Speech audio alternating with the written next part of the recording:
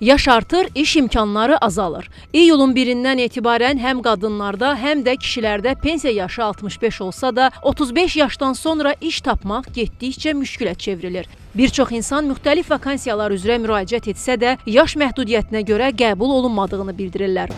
İqtisadçı Kəmran Hacıyev deyir ki, hazırda ölkəmizdə pensiya yaşı ilə işə qəbul edilmə yaşı arasında ciddi fərqlər mövcuddur. Bu da öz növbəsində orta yaşlı şəxslərin işsizlik səviyyəsini artırır. 40-50 yaşdan sonra işini itirən şəxsin yeni iş tapmaq imkanları xeyli azalır. Nəticədə həmin insanın pensiya almaq üçün hələ uzun illəri qalır, lakin sabit gəliri olmur. Bu isə ailələrin maddi rifahına mənfi təsir göstərir. Sosial təminat yükünü artırır. Əmək məcəlləsində, əsasən əmək münasibətlərində yaşa görə ayrı-seçkiliyə yol verilmir.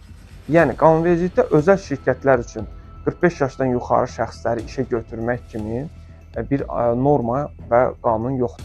Əgər vəzifənin xüsusiyyətləri bunu tələb etmirsə, yalnız yaşa görə namizədi qiymətləndirmək düzgün yanaşma hesab edilir. Bölgələrdə məşğulluğun artırılması üçün şərait yaxşılaşdırılmalı, insanların şəhərlərə kütləvi axınının qarşısı alınmalıdır. Aylin Rəsulzadə, Kəmran Mirzəyev, Kəmal Əlimuradova, Xəbər Ertəsi.